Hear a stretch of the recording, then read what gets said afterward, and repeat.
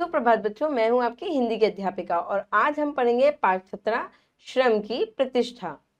बच्चों, आपको पता है ना, मेहनत हमें लगातार करनी चाहिए और मेहनत का फल हमें जरूर मिलता है। श्रम हमें जरूर करना चाहिए, है ना। अब इस पाठ में क्या है, श्रम कौन करता है? सबसे ज्यादा किसान। तो किसान के बारे में बताया गया है कि किसान क्या है? एक शेषनाग है जिसे पूरी दुनिया क्या है? टिकी हुई है। चलिए आइए पढ़ते हैं इस पाठ को और जानते हैं कि लेखक ने किसान के बारे में क्या क्या बताया है। पाठ 17, लेखक की प्रतिष्ठा। बच्चों, प्रस्तुत पाठ में श्रम के महत्व को समझाया गया है कि श्रम है क्या और हमें श्रम क्यों करना चाहिए। श्रमशील व्यक्ति किसी राष्ट्र की उन्नति में सहायक होता है। कौन होता है वो? सबसे ज्यादा किसान। कहा जाता है यह पृथ्वी शेषनाग के मस्तक पर स्थित है। ये कहा जाता है कि शेषनाग के मस्तक पे पूरी पृथ्वी है। जैसे कि आप ये देख रहे हैं, ये क्या है? पृथ्वी। और ये क्या है? शेषनाग। अगर शेषनाग का आधार टूट जाए तो पृथ्वी स्थिर नहीं रह सकेगी। भाई, अगर शेषनाग के ऊपर ये पृथ्वी है, अगर शेषनाग इधर उधर हो गया, टूट जाए कुछ, क्या होगा? पृथ्वी तो स्थिर नहीं रहेगी, पृथ्वी तो नीचे गिरेगी। हमने सोचा यह शेषनाग कौन है। अब ये सोचा गया तो शेषनाग कौन है। ध्यान में आया दिन भर शारीरिक श्रम करने वाले मजदूर जो किस्म किस्म की पैदावार करते हैं, वे ही ये शेषनाग है। मतलब कि किसान। किसान क्या करता है? हल जोतता है हमारे लिए, अन्न हमारे लिए, रोटी कौन देता है? किसान ही तो देता है। सबका आधार उन मजदूरों पर है, इसलिए भगवान ने मजदूरों को कर्मयोगी कहा है। लेकिन सिर्फ कर्म करने से कोई कर्मयोगी नहीं बनता। उसने लिखा है कि कर्म करने से कोई कर्मयोगी नहीं बनता। देश में कुछ मजदूर खेतों पर काम करते हैं, कुछ रेलवे में काम करते हैं और कुछ कारखानों में काम करते हैं। भाई, अलग अलग काम है ना, सबके काम तो कर ही रहे हैं सब। दिन भर मजदूरी करते हैं और अपने पसीने से रोटी कमाते हैं। भाई, सब कहीं ना कहीं तो काम कर रहे हैं ना। वो काम क्यों कर रहे हैं? खाना के लिए कर रहे हैं, रोटी के लिए कर रहे हैं। जो व्यक्ति पसीने से रोटी कमाता है वह धर्म पुरुष हो जाता है, क्योंकि वो अपना पसीना बहा रहा है, अपनी मेहनत कर रहा है। वो उसके जीवन में पाप का आसानी से प्रवेश नहीं हो सकता, क्योंकि वो मेहनत कर रहा है। जब वो मेहनत कर रहा है तो उसे नींद भी अच्छी आएगी। वो किससे क्या ही मतलब रखेगा, है ना। तो ऐसे लोगों के जीवन में जो मेहनत करते हैं, पाप नहीं आते उनके जीवन में ज्यादा। दिन भर काम कर लिया तो रात को गहरी नींद आती है। भाई, थक गया, थका मांदा इंसान क्या करेगा? सो जाएगा। ना दिन में पाप कर्म करने के लिए समय मिलता है, न रात को कुछ सूझ सकता है। भाई, रात दिन में तो अपने काम में व्यस्त रहा, अब रात में थका हारा है, खाना खा के सो जाएगा, उसे सूझ ही नहीं होगी इतनी। क्योंकि थका मांदा शरीर आराम चाहता है, उसे नींद की जरूरत होती है। और जिस जीवन में पाप चिंतन की गुंजाइश ही न हो, उसे धार्मिक जीवन होना चाहिए।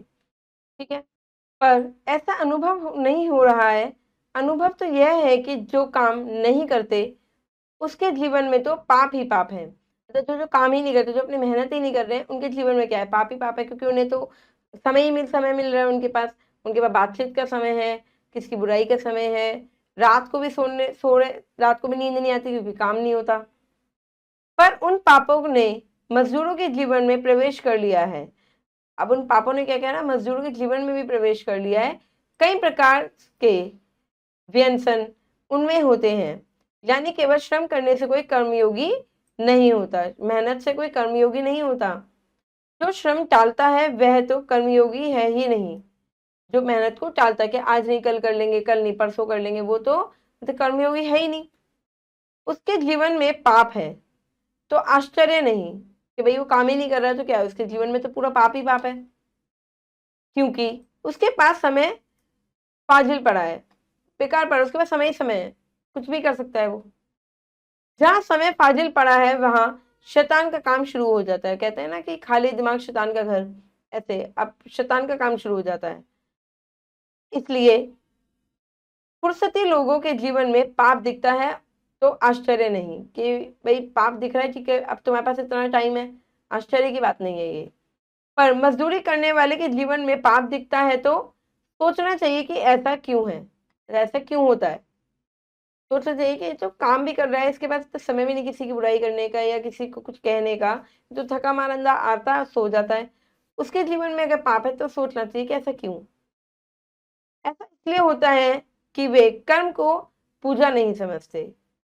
कर्म लाचारी से करना पड़ता है, इसलिए कहते हैं कि अगर वे काम से मुक्त हो सके तो बहुत जल्दी राजी हो जाएंगे। सच्चे कर्मयोगी की यह हालत नहीं। मतलब अगर उन्हें कह दिया जाए ना कि ऐसे मिल जाएगा तुम्हें, तो वो काम छोड़ देंगे, तो उनके लिए कोई रास्ता नहीं है। आज देहाती लोग भी कहते हैं कि हमारे बच्चों को की तालीम मिलनी चाहिए। आज जो देहाती लोग हैं जो पढ़े लिखे नहीं है, वो भी कहते हैं कि हमारे बच्चों को पढ़ाओ, तालीम मिलनी चाहिए हमारे बच्चों को। तालीम किस लिए मिलनी चाहिए? इसलिए नहीं कि लड़का ज्ञानी बनेगा, धर्म ग्रंथ पढ़ सकेगा या पढ़ेगा और जीवन में हर एक काम विचार पूर्वक करेगा। इसलिए नहीं उनको ज्ञान चाहिए कि सोच समझ के काम करेगा, चलो हम तो पढ़े लिखे नहीं है, हमारा बच्चा आगे कुछ बन जाएगा, है ना। अपितु इसलिए कि लड़के को नौकरी मिलेगी और हम जैसे दिन भर खटकते हैं वैसे उन्हें खटकना न पड़ेगा। मतलब किसी की नौकरी कर लेगा, हम तो दिन भर धूप में लगे रहते हैं, हमारे बच्चे नहीं लगेंगे। मजदूर ऐसा सोचते हैं। काम के प्रति ऐसी घृणा मजदूरों में है, काम न करने वालों में तो है ही। किसान मतलब ये भी सोच रहा है कि चलो मैं तो अभी काम कर रहा हूँ, खेत जोत रहा हूँ, पूरे धूप में लगा हूँ, मेरे बच्चे को तालीम मिलनी चाहिए, पढ़ना चाहिए ताकि वो आगे चल के कुछ बन सके। दिमागी काम करने वाले लोग मजदूरों को नीचा समझते हैं। जो दिमागी काम करते हैं ना, वो नीचा समझते हैं। थोड़े सा काम लेने से जितनी मजदूरी देनी पड़ेगी उतनी देंगे। मतलब थोड़ा सा काम लेने के लिए जितनी मजदूरी देनी पड़ेगी उतनी देंगे, पर ज्यादा से ज्यादा काम लेंगे। मतलब कि सैलरी तो कम देंगे पर काम भरपूर लेंगे, काम जो है भरपूर लेंगे। ऐसी वृत्ति बन गई है। इसका अर्थ हुआ कि उन्हें काम से नफरत ही है। मजदूर को भी काम से नफरत है। वह मजदूर तो करता है पर उनमें उसे गौरव नहीं मिलता। मजदूर काम तो कर रहा है पर गौरव नहीं मिलता। ठीक है, आप देखो क्या क्या हो रहा है। देखो, ये भी काम कर रहा है, ये भी मजदूर है, ये भी काम कर रहा है, ये भी मजदूर है, ये भी बेचारा काम कर रहा है, ये भी मजदूर है, पर ये देखो पढ़ा लिखा डिग्री लेके खड़ा है साथ में। रामायण में भी एक कहानी है, आपने सुनी होगी बच्चों, कि सुनने लायक है। राम जी का वनवास हुआ तो सीता जी ने कहा कि मैं भी जाऊंगी। सीता जी भी साथ गई थी, आपने सुना होगा, है ना, देखा भी होगा आपने। उसे आदत तो नहीं थी ऐसे जीवन की, पर उसने निश्चय कर लिया था कि दृढ़ निश्चय कर लिया था कि राम जी वहां में, जहां राम जी वहां में। भाई सीता जी अच्छे परिवार की थी, है ना, वो भी तो रानी थी, बहुत उससे पली बड़ी थी। उन्हें ऐसे वनवास में रहने की आदत थोड़ी थी, पर उन्होंने निश्चय कर लिया था कि जहां मेरे पति जाएंगे, जहां राम जी जाएंगे, वहां मैं जाऊंगी। पर जब कौशल्या ने सुना तो कहा सीता का जाना कैसे होगा, सीता वहां कैसे रहेगी। जब कौशल्या ने सुना था, मैंने तो उसे दीप की बातें भी जलाने नहीं दी। अर्थात यहाँ भी काम की प्रतिष्ठा मानी गई है ना। उन्होंने दीपक भी कभी नहीं जलाया था। इसमें अच्छाई भी है कि ससुर के घर लड़की गई तो उसे बेटी समान माना। अब इसमें अच्छाई भी है कि बेटी समान माना, जितना हम बेटी से काम कराते हैं नहीं कराते, उनसे भी नहीं कराया। पर मेहनत तो हीन माना गया, मेहनत को हीन माना गया। इसमें यह इसमें दिखाई देता है। धर्मराज ने राजसूय यज्ञ किया था। धर्मराज ने क्या किया था, यज्ञ किया था रामसूय। कृष्ण भी वहां गए थे और कहने लगे मुझे भी काम दो। अब कृष्ण वहां पे गए, उन्होंने कहा मुझे काम दो। अब धर्मराज ने कहा आपको क्या काम दो, कृष्ण तो हम सबसे काम लेते हैं, आप तो हमारे लिए पूज्य है, आदरणीय है ना, आपको क्या काम दे सकते हैं, आपकी तो हम पूजा करते हैं, आपके लायक हमारे पास कोई काम नहीं है। तो भगवान ने कहा आदरणीय है तो क्या नालायक है। श्री कृष्ण ने कहा आदरणीय तो है, पूज्य भी है, तुम हमें पूछते हैं, पर नालायक थोड़ी है हम काम कर सकते हैं। तो धर्मराज ने कहा आप ही काम ढूंढ लीजिए, कि भाई हम तो तुम्हें काम नहीं दे सकते, तुम काम ढूंढ लो।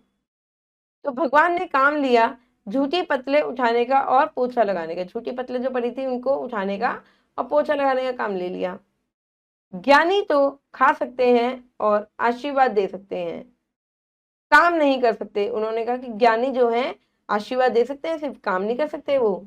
अगर कोई सवेरे उठकर पीसता है तो वह ज्ञानी नहीं, मजदूर कहलाएगा। क्या कहलाएगा? ज्ञानी नहीं, मजदूर कहलाएगा। ज्ञानी को, योगी को काम नहीं करना चाहिए। जो ज्ञानी होते हैं, योगी होते हैं, उन्हें काम नहीं करना चाहिए। बूढ़ों को काम से मुक्त रहना ही चाहिए। उन्होंने कहा जो बूढ़े हैं उनको काम नहीं करना चाहिए, उनको मुक्त रहना चाहिए काम से। बूढ़ों को काम देना निष्ठुरता है, बूढ़ों को काम नहीं देना चाहिए, उनका काम हमें करना चाहिए। यानी कि बूढ़ा, बच्चा, योगी, ज्ञानी, व्यापारी, वकील, अध्यापक, विद्यार्थी, किसी को काम नहीं करना चाहिए। इतना बेकार वर्ग खड़ा हो जाएगा तो बेकारी बढ़ेगी, तो फिर भाई पैसे कहाँ से आएंगे इतने लोग काम नहीं करेंगे तो।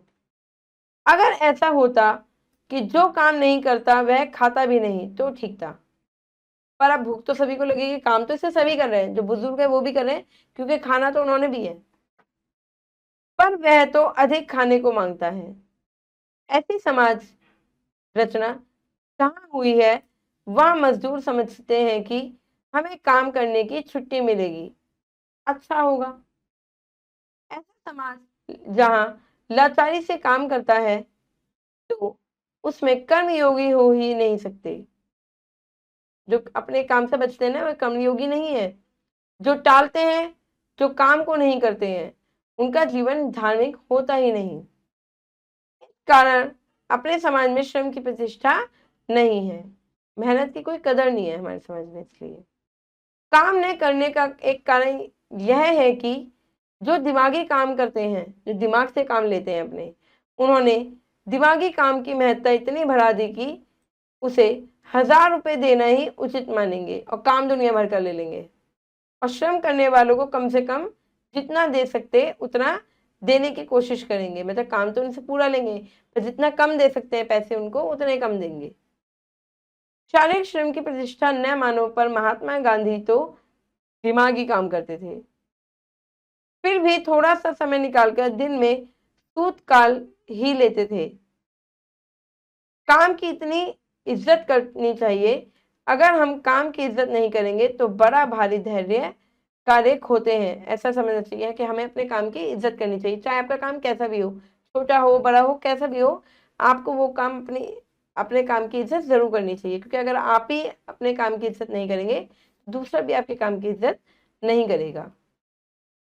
श्रम करने वालों को भी दिमाग दिया है, जो मेहनती लोग हैं उन्हें भी तो दिमाग दिया है, दिमाग तो सभी को दिया है, और दिमागी काम करने वालों को भी हाथ दिए हैं। तो दोनों को काम करना चाहिए, दोनों की इज्जत बढ़ेगी, प्रतिष्ठा बढ़ेगी। भाई दिमागी काम वालों को भी तो हाथ पैर दिए और मजदूर को दिमाग भी दिया है, पर वो अपना हाथ पैर ज्यादा चलाता है, वो अपना दिमाग ज्यादा चलाता है, दोनों चलाना चाहिए। दिमागी काम और श्रम के मूल्य में अंतर है, यह ठीक नहीं है। दोनों में अंतर है पर ये अच्छी बात नहीं है। श्रम की प्रतिष्ठा कायम करनी है तो कीमत में अधिक फर्क नहीं करना चाहिए, मेहनत के अनुसार किसी को पैसे देने चाहिए बच्चों। शारीरिक श्रम करने वाले को हम नीच समझते हैं, जो शारीरिक श्रम करते हैं उनको हम नीच समझते हैं। सफाई कर्मचारी को अगर एक दिन की छुट्टी दे दें तो सारा शहर गंदा हो जाएगा, ये बात सच्चाई है बच्चों। जो झाड़ू वाड़ू लगाते हैं ना सड़कों पर, अगर एक दिन भी उन्हें छुट्टी दे दे तो सड़कें जो क्या होंगी, बेकार हो जाएंगी। इतना जो उपकारी है उसे हम नीच समझते हैं, उन्हें कुछ समझते थोड़ी है कि अरे ये तो कुछ नहीं है, पर सोचो उनका कितना लंबा काम है। न उसे इज्जत देते हैं न प्रतिष्ठा, ना सम्मान, उसको तो ना इज्जत देते हैं ना सम्मान देते, कुछ भी नहीं देते। मेहनतर माने क्या, मेहनतर मानो तो मेहतर। इसके बाद अब इससे दो बातें होनी चाहिए, हर एक को थोड़ा थोड़ा श्रम करना चाहिए, हर एक को थोड़ा थोड़ा मेहनत करनी चाहिए, चाहे वो किसी भी रूप में करे। अगर हम बिना काम किए खाते हैं तो हमारा जीवन पापी बनता है। हम कुछ काम तो कर नहीं रहे, बैठे बैठे खा रहे हैं, तो क्या हुआ, हम पापी बन जाएंगे। दूसरी चीज, कामों का मूल्य समान होना चाहिए। यह जब यह होगा तो श्रम की प्रतिष्ठा होगी। कामों का मूल्य क्या, समान होना चाहिए, नहीं कि लोगों से बहुत सारा काम ले लो और उन्हें पैसे मत दो, है ना। समान होना चाहिए, उसके लिए भी उसके लिए भी, तभी काम का फायदा है और तभी हमारी मेहनत भी होगी, तभी हमें सम्मान भी मिलेगा। चलिए बच्चों करते हैं अभ्यास। सही उत्तर पे गोले लगाएंगे। हम यहाँ पे चेक करेंगे। कहा जाता है कि पृथ्वी मस्तक पर है किसके? शेषनाग के। और वो शेषनाग कौन है? किसान। पुरुष। धर्म है परिश्रम से रोटी कमाना। आज देहाती लोग भी कहते हैं कि हमारे बच्चों को तालीम मिलनी चाहिए, बच्चों को तालीम मिलनी चाहिए। चलिए बच्चों आगे बढ़ते हैं, करते हैं रिक्त स्थानों की पूर्ति करिए। दिन भर शारीरिक श्रम करने वाले मजदूर जो किस्म किस्म की पैदावार करते हैं वे ही क्या कहलाते हैं? शेषनाग कहलाते हैं। शेषनाग है, ठीक है। थका मांदा शरीर क्या चाहता है? आराम चाहता है, आराम। केवल श्रम करने से कोई क्या नहीं होता? कर्मयोगी नहीं होता, कर्म योगी। डैश काम करने वाले लोग मजदूरों को नीचा समझते हैं? दिमागी काम करने वाले लोग जो दिमाग से काम करते हैं, दिमागी काम करने वाले। अगर हम काम की इज्जत नहीं करेंगे, काम की इज्जत नहीं करते तो बड़ा भारी धैर्य कार्य खोते हैं। चलिए बच्चों आगे बढ़ते, करते हैं सही कथन के सामने सही और गलत के सामने गलत का चिन्ह लगाइए। भगवान ने मजदूरों को कर्मयोगी कहा है? हाँ, कर्मयोगी कहा है। जहां समय फासिल पड़ा हो वहां शैतान का काम शुरू हो जाता है? हाँ, क्योंकि उसके पास कोई काम ही नहीं है, अब कुछ तो करेगा, खाली दिमाग शैतान का घर। दिमागी काम करने वाले लोग मजदूरों को ऊंचा समझते हैं? नहीं, उन्हें वो नीचा समझते हैं। तो ये गलत है बच्चों। ससुर के घर लड़की गई तो उसे बेटी समान माना? हाँ बिल्कुल। धर्मराज ने राजसूय यज्ञ किया? हाँ, धर्मराज ने राजसूय यज्ञ किया था, तो ये भी सही है बच्चों। आगे बढ़ते हैं, करते हैं सुमेल कीजिए। जो शरीर से संबंधित हो, शारीरिक। जो व्यक्ति श्रम करके आजीवन कमाता हो वो कौन होते हैं? श्रमिक। जो व्यक्ति पाप कर्म करता हो पापी कहलाते हैं वो। जो व्यक्ति धर्म में आस्था रखता हो आस्तिक कहलाते हैं। जो व्यक्ति दूसरों पर उपकार करता हो परोपकारी कहलाते हैं। चलिए बच्चे प्रश्न उत्तर है, व्याकरण है, ये आपको खुद से करनी है। आशा करती हूँ ये पाठ आपको समझ में आया होगा। मैं मिलूंगी आपसे अगली कक्षा में, जब तक के लिए आप खुश रहिए और अपना ध्यान रखिए। धन्यवाद।